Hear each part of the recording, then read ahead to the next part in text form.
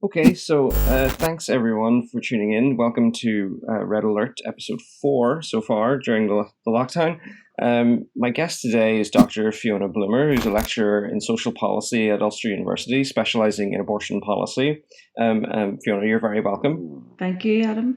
And Dr. Bloomer is a founding member of the Reproductive Health Law and Policy Advisory Group, which is in collaboration with colleagues of yours from Queen's University and the University of Liverpool. So it's great to have you on the show today. It's a really important topic. There have been changes to the law recently that I think a lot of people in the activist circles and a lot of people who pay attention to politics and the news will have picked up on. But since the changes came in just as the lockdown sort of was sprung upon us, I think a lot of people will still be confused or unsure of where we stand. Yeah. So just as a very quick recap for those who, and it seems like a time so far before all of the way that things are now, but Stormont, our local assembly, collapsed in January 2017 and sat empty for well over 1,000 days. Mm-hmm. We had a peculiar position of having no local power sharing assembly and also no direct rule due to a reliance of the Tory party upon the Democratic Unionist Party to keep them in government. So there was literally no politics here at all for over 1,000 days, as a consequence of which the Northern Ireland Executive Formation Bill was brought through the House of Commons to try and, since there was a deadline missed to have Stormont back up and running, they were looking to make some reforms or some changes to get political activity back on track here. And amendments were put into that bill, one for same-sex marriage and one for abortion reform. And they went through. And I think for a lot of people, that was such a surprise in both of those campaigns, because going through Westminster was probably the last place that I was active with Cara Friend on the marriage equality side of things, and a bill going through Parliament was the last thing we expected. I imagine it was similar for yourselves. So that amendment was passed, that bill was passed, and as a consequence, the government carried out a 6-week consultation from 4th November to the 16th of December, with changes to be brought in from that consultation 31st of March, just as the world started to turn. So was that an accurate description of what led up to that particular time? Yeah, Adam, very much so. I think, if you'd asked me 12 months ago, did I think we would have decriminalisation of abortion in Northern Ireland? I would say, well, that's a lovely idea, but it's not going to happen anytime soon. And I think it's important to set in context too that, the changes that happened need to be set within the history of, for instance, let's look at the last 10 years alone. Activists campaigning, on a constant basis and developing over that time. Organisations such as the FPA, who were taking the Department of Health to court to get clear guidelines, and various legal cases. We then had an inquiry by the United Nations CEDAW Committee. We had an inquiry by the British-Irish Parliamentary Council. We had an inquiry by the Women and Equalities Committee at Stormont, at Westminster. And we've had women coming forward telling their stories about the difficulties and the numerous barriers. And that really all led up to what was happening at Westminster. We were, I think, very lucky to have Conor McGinn, particularly leading on the equal marriage side, and then Stella Creasy, who was leading on the abortion law side. And I would have to say, both of them exemplary parliamentarians in terms of using every opportunity possible. Even if it looked like abortion might not have been relevant to a particular debate that was happening or a bill that was being brought forward, but used every opportunity to keep that on the agenda and to keep the momentum going. And I suppose it was one of those rare cases where we often say we don't want Westminster interfering, but actually there was a sense of, particularly when the executive formation bill was announced last July, and we were given the deadline, if the Assembly wasn't up and running by the 21st of October, then we would have decriminalisation of abortion. And it was one of those rare times we're saying we don't want the Assembly back, because we knew if it went back to the Assembly, we'd be left with lots of difficulties. So yes, we had decriminalisation. The Northern Ireland office then, during the period after the 21st of October, then instigated a consultation period about what decriminalisation would look like. And I would have to say that this has to be taken in the context that it was very much, the changes had to conform with the recommendations of the CEDAW committee in terms of what needed to happen. Fast forward then, the regulations were introduced in March. On the 31st of March, they were released just before then. And I suppose the immediate reaction is, this is fantastic. We have decriminalisation. We have decriminalisation before the rest of the UK, which again would have been unheard of 12 months ago. The rest of the UK, abortion is still regarded as a criminal act, but the 67 Act provides certain conditions. And in fact, some women have been arrested and charged under the 1861 Act elsewhere in the UK for not conforming to the rules and regulations. So there's a movement in the rest of the UK to decriminalise abortion, and we got it before them. So there's lots to celebrate. The grounds for requesting an abortion were that you didn't need any specific reason up until week 12, and after that there were different limitations put on. So in some ways there's lots to be thankful for in terms of what happened, but there are numerous problems. So for instance, a fine was introduced for medical professionals who were deemed to have contravened the regulations, and that effectively will serve as a chill factor for health professionals who want to provide abortions. In June of 2019, we had a new group that formed, Doctors for Choice Northern Ireland, and they are medics who are conscientiously committed to being abortion providers. And so they were very new to the scene, but quickly became established as a really strong voice for change. So we know there's individuals like that who are absolutely ready to deliver abortion services. I think the worrying thing is that it's the middle ground who are unsure about it, or aren't quite as forthcoming on their position on this. So I think that fine will serve as a chill factor. I think the difficulties then that we faced were knowing that, for instance, a woman, a pregnant person who presents after 12 weeks gestation asking for an abortion often has a number of complex reasons for that and is facing a number of additional hurdles. So that's a difficulty. And then I suppose taking all that on board, then the pandemic, occurred. And very, very quickly then we were faced with a situation of lockdown in Northern Ireland. You're not allowed out for essential travel. The rest of the UK very quickly changed their regulations so that abortion in the early stages, so at the very early stages of pregnancy up until about 9 weeks, you can have what's called a medical abortion, which is through taking a series of pills. Mm-hmm. And in the rest of the UK, the regulations were changed so that you could take all of those pills at home, whereas previously you had to get one in the abortion clinic and then take the rest at home. So very quickly the rest of the UK changed their regulations, which meant that a consultation could be done online. The woman, pregnant person, didn't have to leave their house, and the medication could be posted out to them. That telemedicine option operates all around the world.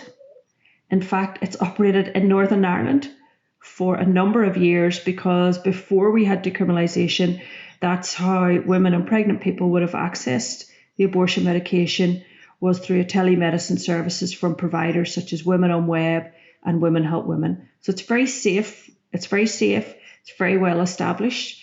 So the move then came to persuade the Minister for Health, Robin Swan, to take a decision to change the regulations. And it's really important to note that within the regulations, he has that distinct power. It very clearly says that the minister has the power to make those changes. And what we were then faced with was, first of all, initially the minister saying nothing about it, the Department of Health not, acknowledging this was an issue. At the same time then, what I can only describe as gaslighting by the NIO occurred. So the NIO, in those days in which that debate was kicking off, then began on social media tweeting out that abortions were available in Northern Ireland, and if you needed to travel, then you could travel to England.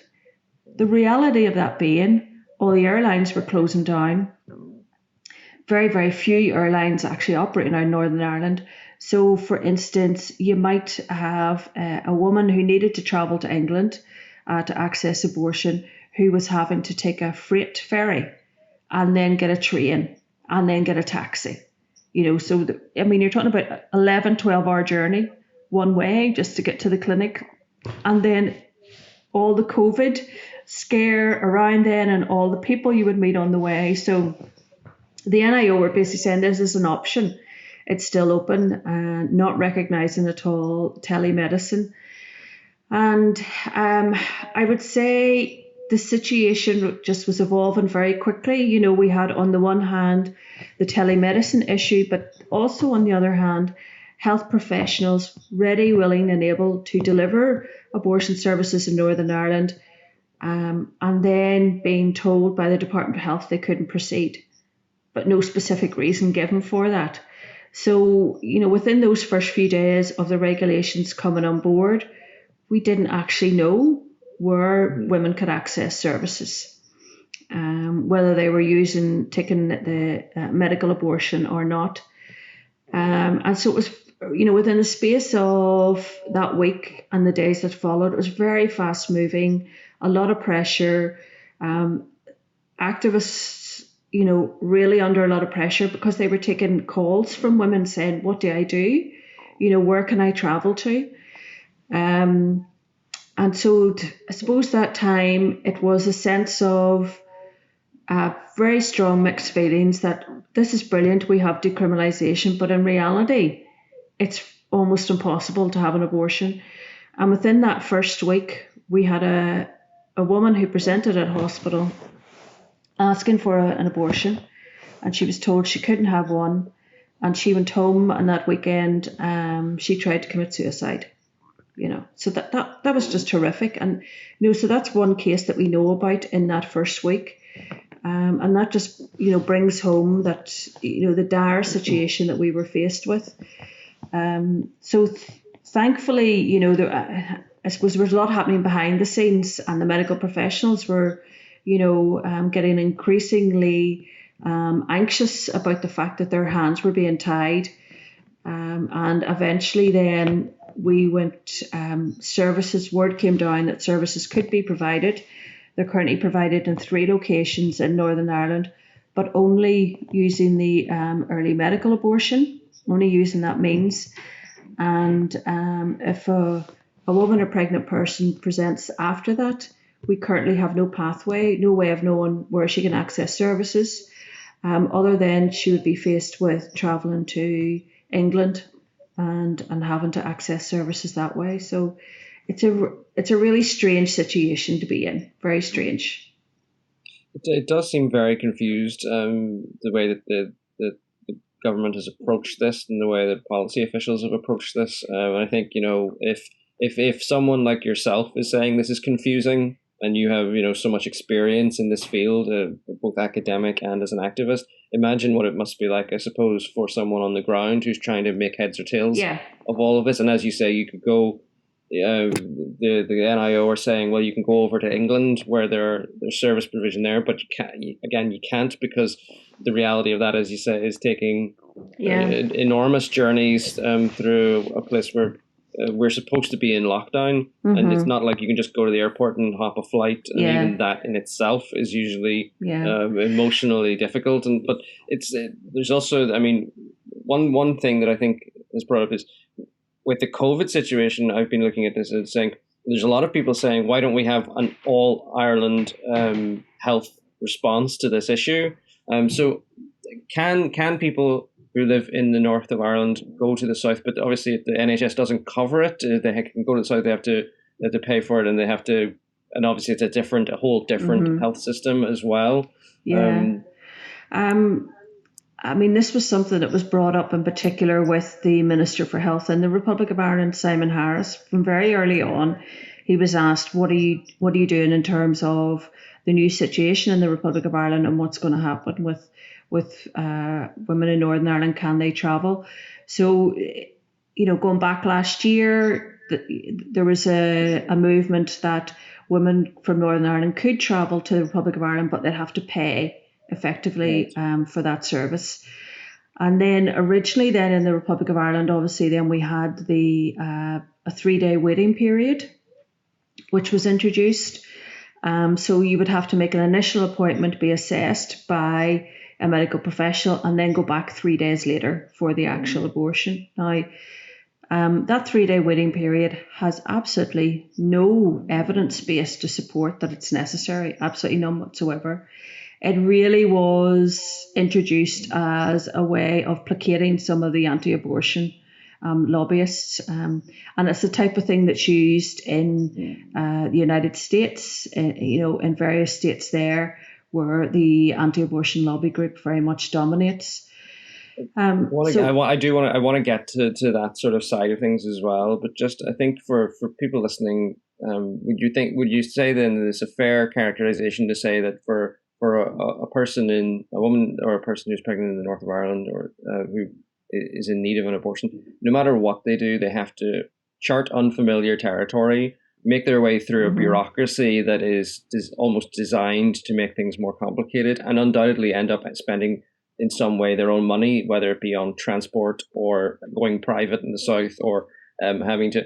I mean, if you were going over, getting a ferry all the way over to England, and then a train and a bus and a taxi, and then going through this sort of medical procedure experience, you don't just walk out of that and go straight home necessarily. You might have to rest. You might need emotional support. You might end up needing a hotel and things like that. So no matter what, you're going to end up spending money, having to come up against a bureaucracy that is completely unfamiliar, and go out of your own home area, your own comfort zone. It just seems like it's set up to be difficult and almost hostile. I mean, it's really problematic. Traveling to England used to be a lot more difficult in terms of finances, but the travel costs are now covered for everyone who wants to travel. So that's a good thing. Mm-hmm. But it's it's all of that planning, preparation, negotiating. In terms of that. And also a lot of women can't travel, so they're restricted. They might have caring responsibilities at home, children in situations of domestic abuse where their movements are really controlled. So I think it's important that we don't forget those women as well who can't travel. And also then in the middle of all this chaos, the providers in England then are also dealing with COVID. They were, so a number of clinics were shut down or very restricted hours because staff were off because of the COVID risk. So I think, collectively, honestly, just chaos, just really, really chaotic. And I think the Department of Health, really abdicated their responsibility in not even having an information campaign. So it's been left to the likes of Informed Choices Northern Ireland, and they're the new version of the FPA, Alliance for Choice, who have a really, really strong social media presence. And they have, really strong on Facebook, on Instagram, on Twitter. So they're, putting out a lot of the information and trying to bring clarity to that situation, so... but it really is, it's really, really problematic. I think for myself as someone who tries their best to keep on top of all the information that is out there, and certainly for myself, like Alliance for Choice is probably the organization that I see the most of, and they are really active on the ground, and they offer a lot of support. But for myself, it's interesting that I've sort of noted, even when you were saying they're doctors for choice, I read a really interesting article in Salvage, which is a twice-a-year magazine from a leftist perspective. And I read an article actually only yesterday about trans healthcare, and it just feels like there are certain areas of healthcare that are not treated the same as other areas of healthcare. And certainly when it comes to reproductive health and when it comes to trans healthcare, they're almost treated as that's an ethical or a moral issue, or it's an awkward issue we're not really sure about, or it's a political issue really is how it's treated as. And therefore you get, I mean, there's so many similarities even from what you've been saying today, like having to have doctors for choice. It seems to be the same for trans people. You have health professionals who go out of their way to learn about these issues, to learn about the sensitivities involved, to provide a top class service. And then you have others who are ill-informed, misunderstand the situation, give the wrong advice, or just plain don't give advice at all or any support. And I suppose we'll come to that in a second. But also you have this, you have these similarities as well in that you have people have to rely on activists and volunteers to get information, to get emotional support, and also where people can't get the health provision that they need from the health service, they often look online, they import medicines, they go down a DIY sort of a route, which no one should have to go down, frankly. I mean, one thing I would say is that if you look globally, policies such as these that are deemed morality policies, I mean, in conservative countries, there's a very much a clear pattern there of the conservative governments trying to do what they can to either really clearly block reform or to add in slowing down measures. So let's have a commission about XYZ. Let's do this. So I mean, it's kind of a trend we see worldwide. I think the change, for instance, particularly in terms of reproductive health, is the reproductive justice movement, who have brought a new dimension to this, and they very much they define themselves as being, that every individual has, you have the right to have a child, the right not to have a child, and the right to parent that child in a safe, healthy environment. So they very much, and to me that really appeals to, socialist principles. It's that sense of, as a society, we should be looking after everyone who wants to have kids and those who want to limit their number of children, and making sure that everyone's growing up in that safe, healthy environment. And I think another dimension that's changed in recent years too is that there's been a sense that those who are opposed to abortion can claim the moral high ground on this. But we've actually had a number of faith groups coming forward and saying that's wrong. It's actually immoral to deny a woman an abortion. It's immoral to make her continue with a pregnancy that she doesn't want to. And I think that reclaiming of that morality argument has really helped in bringing a new dimension to moving this forward. So and even the way the whole thing has been framed, the pro-life versus the pro-choice, there's coding in that language in a way as well, isn't there? That they see themselves as the pro-life and that others as the pro-abortion. Yeah, where it's not that's not the case. I mean, I've done some sessions with Alliance for Choice. For instance, we did what we call values clarification workshop with medical students, and it was really interesting. In the group that I was in, there was a male student, very, very strongly pro-life, and we were debating about a range of issues, and we started talking about sex education and access to contraception. He was totally dumbfounded that there was actually common ground there, that we were that the other people in the group were saying, oh no, we want better sex education too, we want better access to contraception. And at the end of the group, at the end of the session, he was like, oh no, thank you for having this very reasoned debate. So he kind of had all, if you like, the pro-choice grouping, figured in this very narrow stereotypical way that we would be completely unreasonable, etc., etc. We wouldn't have any common ground. And I think we really need to be having more of those conversations to break down some of those stereotypical images, in terms of, that there's a lot of common ground there, and that's a good way to move forward for people who find abortion particularly difficult.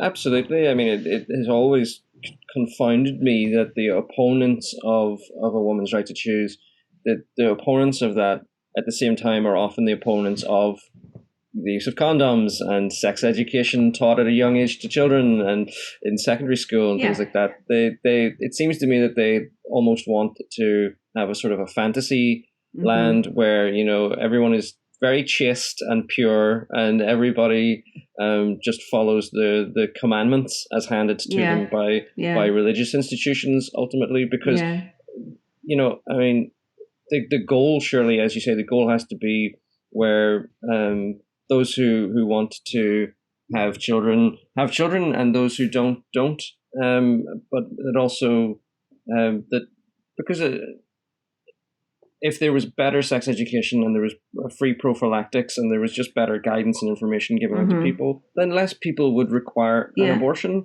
Yeah. And the thing as well that you said there, which totally rung true with myself as a socialist as well, is how many people, I wonder, whenever they find out that they've become pregnant even without having planned to become pregnant, how many people who go on to have an abortion, their first response is, I can't afford to have a kid. I mean, you know what I mean? It seems to me that if the opponents of abortion were really, really keen on actually tackling the numbers or whatever, or trying to reduce those numbers, they would do those very simple things like sex ed and prophylaxis, but also they would just make sure, they would say, you know what, everyone who gets pregnant has to know that they will have enough money to raise that child in comfort, and that the government therefore has to take action and support them if necessary. But they don't do that. No, they don't. They just say criminalize.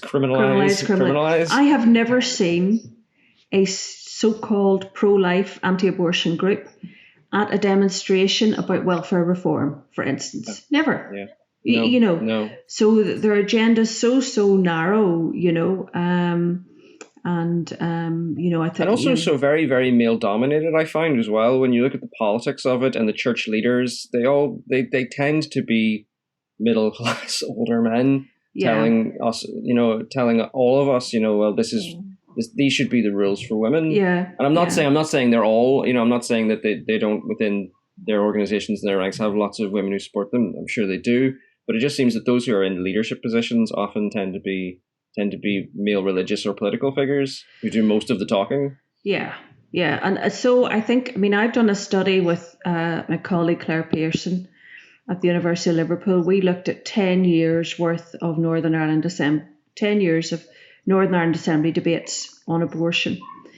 And first of all, there's a change from the early debates to the later ones. So the early debates, women who had abortions were very much portrayed as bad women who were, had preference over their social life or their career as opposed to children. And then when you fast forward to the more recent ones, it's these women are actually the mad women. Okay, they're vulnerable and not capable of making a decision by themselves, Again, something that's leveled at trans people, particularly young trans people who want healthcare. It's, are you sure? Are you sure you're not mentally unwell or something? It's very totally not really, taking away their agency. And I think a big thing amongst particularly the anti-abortion politicians is just no recognition of the complexity of issues that individuals are facing, just no sense of that at all. I think what has helped, certainly in the last 5 years or so, is the likes of Sarah Yurt coming forward and Ashley Topley and others like them. Kelly Turtle, one of the Lands for Choice activists, has spoken very honestly about her decision to have an abortion, And I think when you listen to those, it's their lived experience about what exactly happened to them and their decision-making process, And the other thing I would say is that I think we've still a lot to learn in Northern Ireland about how we position abortion. It's still very stigmatised. There's still a sense that a woman who makes that decision, it's a very, very difficult decision. For some women, it's not. They know the minute that they find out they're pregnant that they do not want to be, and it's very easy for them to make that decision. What what makes it worse is all of the stigmatization and the secrecy around, that's something that causes them stress, not the actual abortion itself, and we know from looking around the world, it doesn't matter whether abortion is legal or illegal. If a woman decides she wants to end a pregnancy, she will do almost anything to see that through, to end the pregnancy. And again, going back to this issue of sex education and contraception, if you look at the stats worldwide, the countries that have the highest levels of abortion tend to be the ones that have poor sex education and poor access to contraception, So, again, it kind of plays into that whole argument that we need to have, all of those factors in place. I mean, Northern Ireland sex education, there is some good practice, but it's a really tiny proportion. Some schools don't get any sex education. Department of Education inspectorate report showed that on post-primary schools, over 70% had sex and relationship education from a group called Love for Life, who are really, really problematic. Pro-abstinence, anti-contraception, anti-LGBT issues. Now, they've toned that down in recent years, but it's still there underlying in their material, and they're anti-abortion. So that level of just misinformation going into our schools is shocking. It really, really is. And I suppose that's what I wanted to come on to next, was the because for me, I mean, growing up, I would have looked at abortion in a very emotive sort of a way, and and I would have found it to be a difficult topic to think and talk about. But as time goes on, and especially when you hear those stories, as you say, those stories of lived experience, so you take it out of this is like a theoretical, ethical conundrum to play around with in a debate society, and actually this is like real people's real lives that need to be taken seriously, and yet, Despite the campaigning that has gone on for decades, despite the introduction of social media and these great campaigns run by activists, despite all the groups that have formed, like Alliance for Choice, and the very human stories that are becoming more and more known and this issue is becoming more understood. And as you say, there's a whole global wealth of data, both qualitative and quantitative data that can be turned to really point to this is a healthcare issue. Is a very complex issue. It requires complex solutions, but it does need to be solved. It needs to be addressed. And yet, what I find when I look to those who still perhaps just take a blanket, it should be banned, it should be just criminalized, it's murder. They have not evolved in any way. They still pretty much have the same position they started with, which is that often the Holy Book tells you it's wrong, and therefore it is wrong, and anyone who does it should go to jail. Sometimes they might say, well, there might be certain circumstances, such as a fatal fetal abnormality, but not even all of them do that. And it's interesting to note that certain MPs, I believe, from here in Northern Ireland, have traveled to America at the invitation of American anti-abortion groups, and have built coalitions with those sorts of groups. And what I find is that their response is that it's very American in a way, as you say, that trying to put blockages and slowdowns on the process since they've lost. I think they have lost the battle. In terms of public opinion, the majority of people in Northern Ireland polled say they recognise that abortion reform was needed, and the polls have shown that for several years.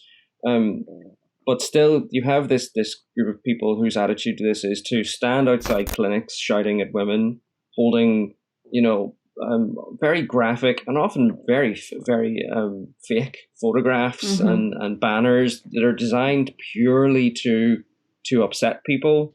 And even now, we have MLAs doing interviews with Christian talk show hosts and things online, talking about how this is all a calamity and this shouldn't have happened, and we need to try and go backwards to a purely criminalized period. But do you think that there's any chance that that we can be dragged backwards on this situation, on this position, because it was the criminalization in a lot of ways and the moralization of religion that's created the stigma, and it's the stigma that has killed so many as well. So I suppose one thing I would say is that I have no doubt that the anti-abortion lobbyists, politicians, are looking to the American anti-abortion states and devising a playbook of the things that they will do to try and stop abortion, being an accepted healthcare. Horrific things like the heartbeat rule in the United States and things like that seem just to seek to traumatize women or on the opposite side. There's some other work that's happening, and it's been happening very quietly behind the scenes, but abortion is being talked about in faith communities from that very liberal, open perspective. So Alliance for Choice have been doing work behind the scenes with some faith groups. I have a joint project at the minute with Alliance for Choice, and we have brought together, for instance, experts from the Church of Sweden, 2 South African experts, and they are working with us at the minute on a programme of work and looking at how we've done research on how do people of faith who believe abortion, has a place in a woman's life. So how do they talk about abortion? What do their faith leaders say about abortion? And I think, there's lots of nuance there that, and this actually started off with, I had done a panel as one of I think it was the Imagine Festival a couple of years ago. And we talked about religion and faith, and a woman came up to me at the end and she said, I'm a Christian, I'm pro-choice, and I feel as if I can't say that out loud. There's no safe space for me to talk about that, because she says the anti-abortion lobby are so heavily dominated and they're seen as representing the people of faith views. And it really struck me that there was an opportunity there for work to be developed, because we know that there are people of faith who are absolutely of a pro-choice leaning. But they're not sure how to negotiate that within their faith circles. So I think, yes, whilst there's a lot to worry about, there's also a lot of good that's happening. And I mean, Alliance for Choice have just been pioneers at this work, so I'm hugely supportive of everything that they do, hugely supportive.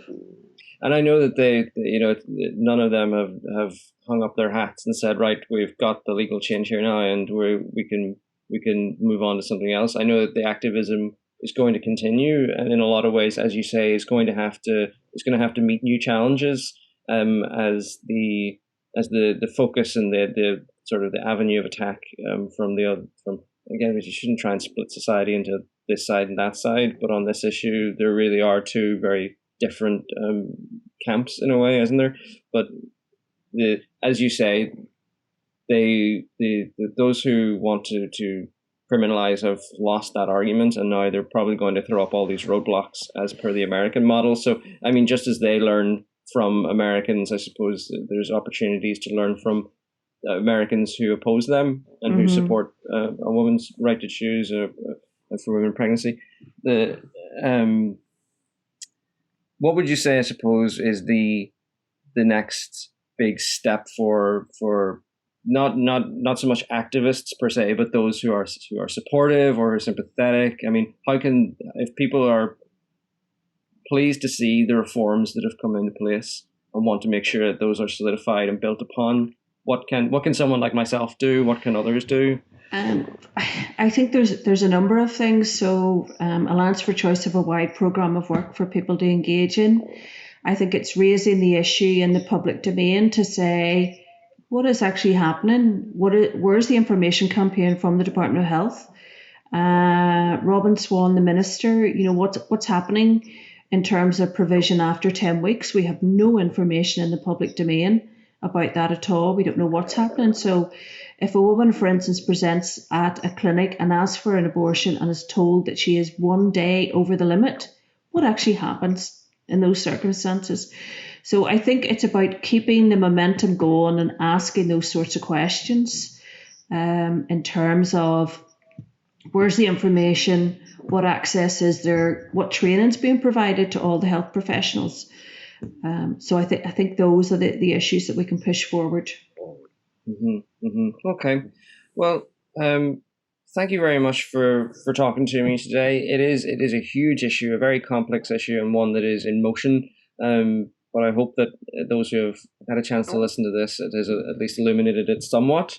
And who knows, maybe further down the line, maybe we have a catch-up chat to see if anything else has changed. Maybe. And so right. just before we do close, though, I mean, lockdown, I suppose we should reference it. Lockdown is causing a huge amount of problems. But whenever lockdown does end and the services do become available, one issue that we haven't touched on, which I wanted to make sure is touched on, is we don't have the rule about a space outside clinics to stop protesters. And is that likely to be an issue that we'll see, just as we had with when Don Purvis was running the services in Belfast, crowds of people outside right up against the door shouting at women and pregnant people as they went in. Is that likely to start back up again after lockdown once this begins? I would say that it's highly possible. I would think that there's a key role there for what the PSNI will do in those circumstances. I know their reaction to what happened outside the Mary Stopes clinic was patchy in terms of the complaints that were made and the actions that they took. So I'd hope that they would take a more consistent approach. We really do need legislation for buffer zones. It absolutely needs to happen, and no one should be forced with harassment, physical, verbal harassment when they're going to access a health service. That's an absolute and utter disgrace. And I would hope that that's something that everyone from all different sides of this debate, everyone can agree on, is that at the end of the day, no individual person going to avail of a legal service and should have to go through emotional abuse and haranguing and things like that. So, I mean, I think certainly whenever the lockdown ends, if that starts back up, there'll have to be priority placed on not just Alliance for Choice and groups like that, but other groups, LGBT sector groups, trade unions, socialists and progressives will have to step in and say, well, what is being done to prevent this? Because that's just abuse and it's unacceptable. Okay, well, Dr. Bloomer, thank you so much again for speaking to me. It has been really, it's taught me a lot. I hope it'll teach other people a lot as well. Take care throughout the rest of lockdown, and perhaps we'll have a conversation again further down the line. Thanks Adam. So thank you. Bye-bye. Bye.